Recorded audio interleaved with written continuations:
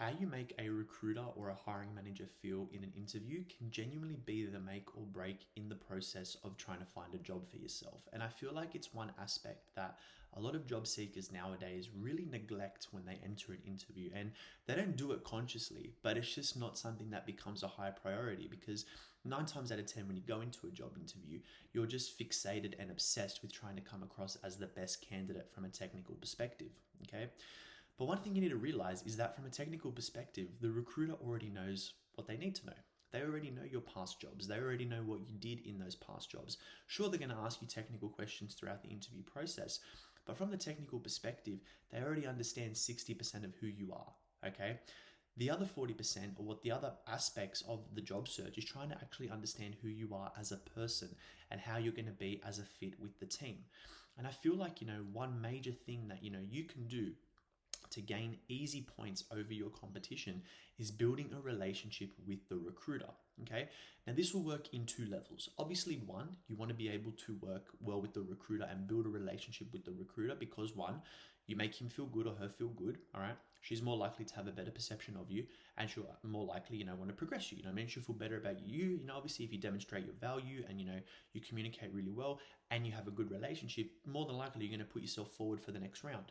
But the other level, which is really underrated, I feel like that a lot of candidates don't think about, is that if this specific interview doesn't land, because again, the recruiter that you're dealing with may only be able to get you to that next round and that's it. You know what I mean? And 9 times out of 10, the person you interview with in round 1 is different compared to the final round. So they can only get you so far anyways, depending on regardless of how strong the relationship is. But the other aspect of it is that they're more likely to want to work with you down the track if you don't land that specific job. And I feel like that is a part that is extremely underrated in the job search, okay? Obviously, nowadays, a lot of the people that I speak to in today's market, one of their biggest hurdles is just access to jobs. They're not seeing too many opportunities based on what they actually want to do. So it leads them, to applying for jobs that they're not really interested in. And then they're not getting those jobs because one, they're not qualified enough for it, or they may not fit the bill as best as possible. And 2, they're not excited by the job anyways, So if access is a problem, the best people you want to be in touch with are recruiters. And the best way that you become memorable to a recruiter is based on the relationship that you build with them. Okay. So some easy ways that you can get a recruiter talking or, get a recruiter to have a better perception of you is asking them questions. You know what I mean? Whether you're talking to a recruiter who's recruiting on behalf of the company that you're actually applying for, or you're working with the hiring manager in the company, either way, they're going to have resources. They're going to have a network. They're going to have connections. All right. But the easiest way that you're going to get them to feel good and, ease up in the interview as well is asking them questions, So for example, for me, I went in for a job interview and it was for a recruitment role. And it was actually by the gentleman who was working for the company, okay?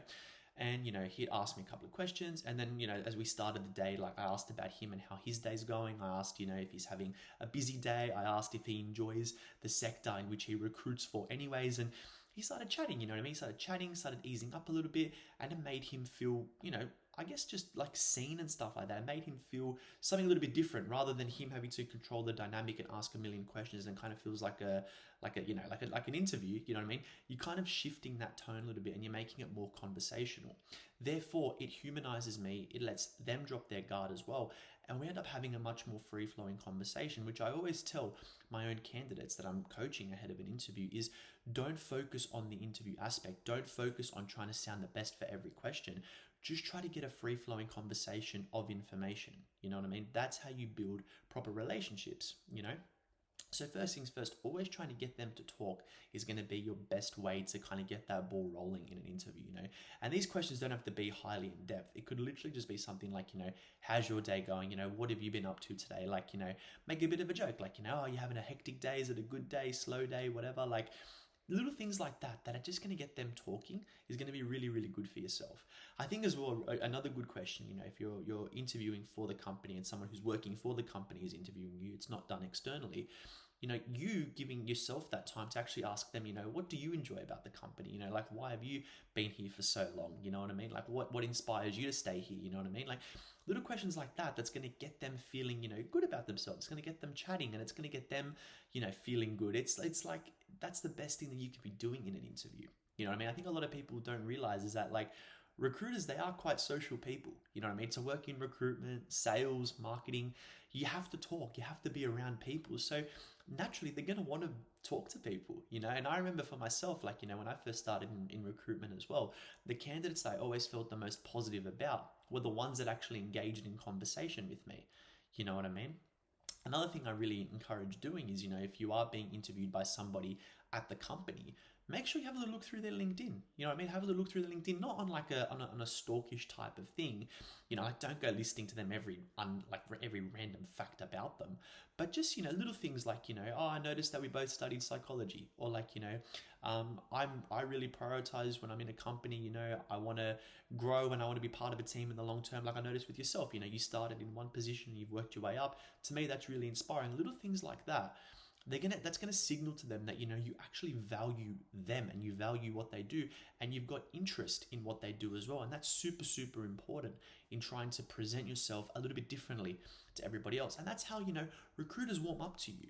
You know what I mean? And, you know, if you're able to do this and also, you know, effectively communicate your value when you're talking in interviews and ask meaningful questions from a technical perspective as well about the role, you're going to stand out a lot more overall in regards to your presentation in comparison to your competition. You know what I mean? And again, it may not guarantee that you get through to the next round, but that's how you become a lot more memorable as an actual person rather than just one candidate for one position. You know what I mean? Then these recruiters can start to think, oh, okay, he was actually really nice. He may not have been passed for this particular role, but you know what? I know somebody at this company who's hiring for somebody that's exactly like his profile. I'm going to try and get them set up now. And when you go that extra mile in the interview to try to build that relationship a lot more and personalize things, that's how you become more memorable. And that's how you actually get yourself more opportunities down the track. You know what I mean? So these are little things I want you guys to like consciously start thinking about moving forward, you know? And if you're keen to learn more from me, feel free to click those links below in my bio. I'd be more than happy to help you guys on a personalized level or in a group stage as well. So yeah, I hope you guys got some value from this. Take care, and I'll see you guys in the next episode.